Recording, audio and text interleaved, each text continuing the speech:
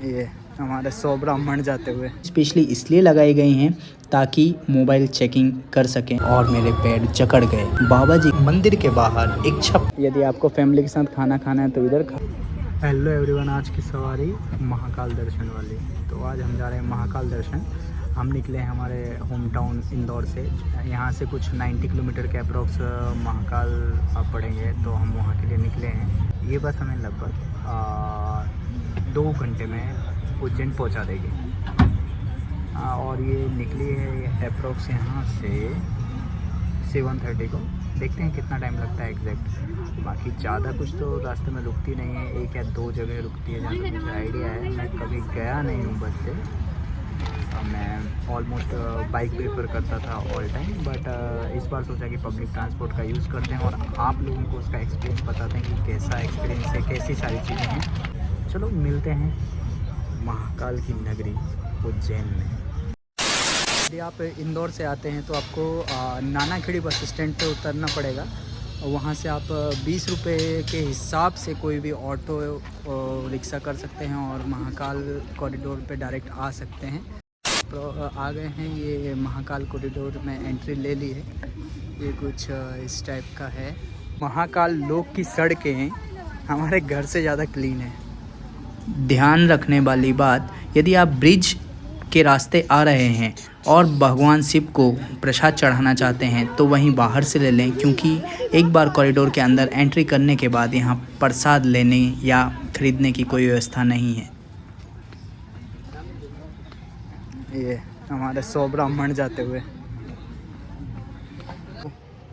ये है महाकाल लोक का गेट। यहाँ से एंट्रेंस है हमारा। और ये एंट्रेंस लेने के बाद यहाँ पे आपको जो भी है सारी चीज़ें देखने को मिलेंगी। यहाँ पे जो डिफरेंट टाइप की मूर्तियाँ बनाई हुई हैं सब देखने को मिलेंगी। यदि आपको 100 ब्राह्मण वाली बात समझ में नहीं आई कि इसका मतलब क्या है तो मैं समझा देता हूँ। हमारे बुंदेलखंड में एक कहावत है, एक भानन 100 ब्राह्मण के बराबर होता है। मतलब जो एक भांजा होता है वो 100 ब्राह्मण के बराबर होता है।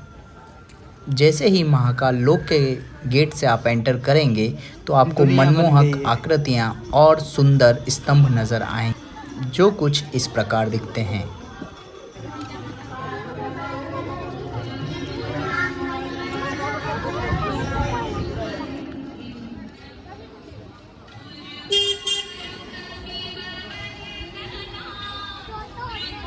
यहाँ पे निःशुल्क जूता सेवा भी है। आप स्टैंड में निःशुल्क स्टैंड है, वहाँ पे जाके रख सकते हैं। ये महाकाल मंदिर की एंट्रेंस है। हम एक्चुअली यहाँ अपोजिट साइड से आए हैं, इसलिए हमको थोड़ा पीछे और जाना पड़ेगा। यदि आपको बैग रखना है तो आप उस एरिया में रख कर डायरेक्ट एंट्री ले सकते हैं। अभी हमको थोड़ा पीछे जाना पड़ेगा क्योंकि हमारे पास बैग नहीं है। दैट्स वाई थोड़ा पीछे जाके देन लाइन में लगना पड़ेगा। ये जो सेम लाइन आ रहा है तो हम पीछे से आके इसी लाइन में एंटर होंगे। यहाँ ये महाकाल मंदिर का जो एग्ज़िट है वहीं से एंट्रेंस है कुछ इस टाइप से। ये गली है, यहाँ पे देखिए इस टाइप से सिंबल भी दे रखा है, बैनर लगा रखा है, तो आप यहाँ से एंट्री ले सकते हैं। जब आप मेन गेट के एंट्री के पास पहुँच जाएंगे तो वहाँ पर आपको 2 लाइन मिलेंगी, जिसमें एक लेडीज़ के लिए और एक जेंट्स के लिए है। ये लाइन स्पेशली इसलिए लगाई गई हैं ताकि मोबाइल चेकिंग कर सकें और यहाँ पे लॉकर में जमा करवा सकें। यहाँ पर मोबाइल अंदर अलाउ नहीं है। ये लेडीज़ वाला लाइन है और ये जेंट्स वाला जिसमें हम लगे हैं। इसमें काफ़ी भीड़ था तो जैसे जैसे मोबाइल तो मैंने छुपा लिया था। ये सब भरा हुआ रहता है, अभी खाली है, थोड़ा रश कम है। सुबह आए हैं और ऑफ डे हैं इसलिए। लगभग 15 मिनट की वॉकिंग के बाद हम गर्भगृह में पहुंच गए और हमारे दिल से आवाज़ आई,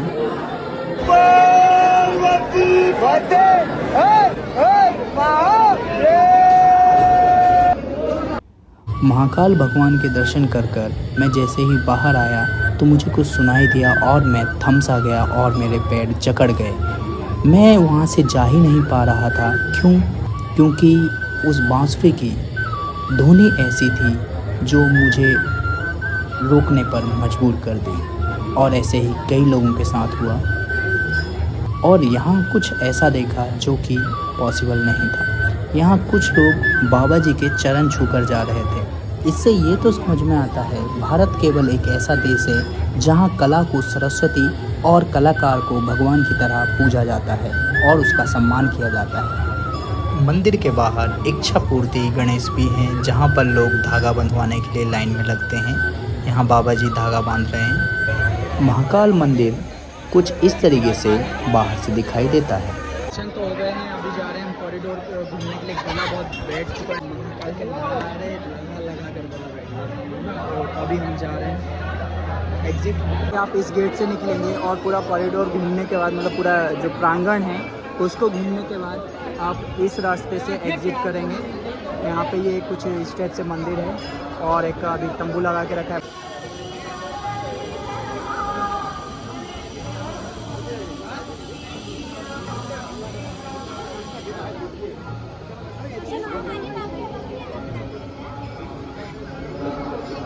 ये प्रसाद केंद्र है, आप यहाँ से प्रसाद ले सकते हैं और यहाँ से आपका मेन एग्ज़िट गेट है, तो यहाँ से आप एग्ज़िट कर सकते हैं।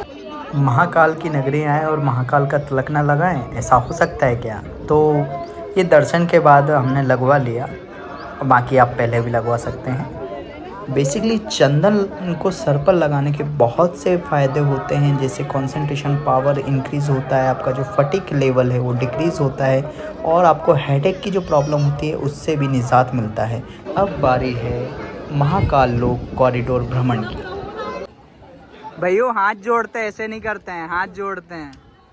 गणपति बप्पा की जय बोलकर और हम निकल गए कॉरिडोर भ्रमण के लिए। और यहाँ पर मैं क्या करने वाला हूँ, सभी मूर्तियों की बिहाइंड द स्टोरी बताने के लिए एक एक शॉर्ट्स बनाने वाला हूँ, तो उनको देखने के लिए चैनल को सब्सक्राइब कर लें। और अभी के लिए मैं सारी जो मूर्तियाँ हैं या स्टेचूज़ हैं उनके नीचे उनका स्पेशली नाम लिख दूँगा। महाकाल सेतु का भी निर्माण चल रहा है, निर्माण कार्य प्रगति पर है। ये आप देखेंगे तो यहाँ पर कुछ थोड़ा बहुत बन चुका है और थोड़ा बहुत बाकी है। तो ये महाकाल सेतु का भी काम चालू है। अगर यहाँ जमा होते हैं, यहीं से आपको मोबाइल कलेक्ट करना पड़ेगा और रिटर्न यहीं से आना पड़ेगा। और जो वहाँ से बैरिकेड खुला हुआ दिख रहा है वहाँ से एंट्री लेके आप अपना मोबाइल कलेक्ट कर सकते हैं अंदर जाके।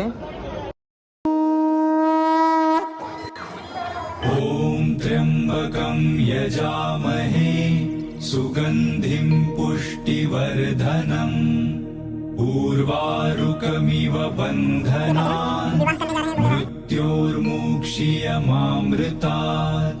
ओम त्र्यंबकं यजामहे सुगंधिं पुष्टिवर्धनम् उर्वारुकमिव बन्धनान् मृत्योर्मुक्षीयमामृतात्। ओम त्र्यंबकं यजामहे सुगंधिं पुष्टिवर्धनम् उर्वारुकमिव बन्धनान् मृत्योर्मुक्षीयमामृतात्। पर विश्वामित्र, भरद्वाज, जो बड़े बड़े ऋषि हैं, सभी की प्रतिमाएं बनाई गई हैं और बीच में हमारा ये स्तंभ बनाया गया है जिसमें साक्षात महादेव दिखाई दे रहे हैं। त्रिवेणी मंडपम है, यहाँ बैठकर आप स्नैक्स या फिर जो भी खाना चाहते हैं वो खा सकते हैं। यहाँ छोटे मोटे रेस्टोरेंट भी हैं जो आप ऑर्डर पे आपको फूड अवेलेबल करा सकते हैं। तो ये हमारा मंडपम है।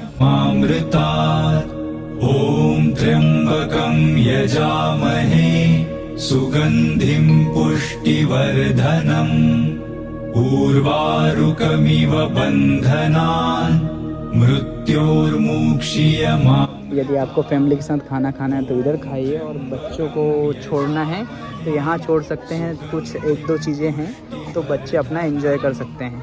ज़्यादा कुछ है नहीं, बट हाँ थोड़ा सा एंजॉयमेंट के लिए अवेलेबल है।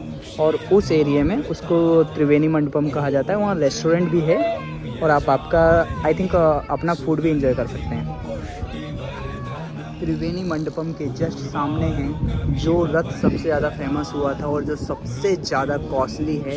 एक साइड हमारे कार्तिक भगवान, दूसरी साइड गजानन महाराज, और उस एरिया में नवग्रह दिखाए गए हैं। ये प्रतिमा त्रिपुरासुर वध को दर्शाती है, जिसमें 3 सर वाला राक्षस हुआ करता था त्रिपुरासुर, जिसको मारने के लिए भगवान शिव अपना धनुष लेकर और विष्णु जी का साथ लेकर सारथी बनाकर उन्हें त्रिपुरासुर का वध करने गए थे। तो गाइज़ ये थे महाकाल के दर्शन। यदि आपको ये वीडियो अच्छा लगा है तो लाइक कमेंट और सब्सक्राइब करना ना भूलें। मिलते हैं नेक्स्ट वीडियो में। और यदि आप चाहते हैं कि महाकाल में कैसे आएँ, कहीं किसी भी लोकेशन पर, और यहाँ पे स्टे या दूसरी जो सुविधाएं हैं, जो बेसिक थिंग्स रहती हैं, उसको कैसे मिलें ईज़िली, यदि उसके ऊपर चाहते हैं तो मैं एक वीडियो बनाऊँगा। आप कमेंट ड्रॉप करना ना भूलें। मिलते हैं नेक्स्ट वीडियो में। बाय। क्योंकि ये है हमारी उधार की वीडियो।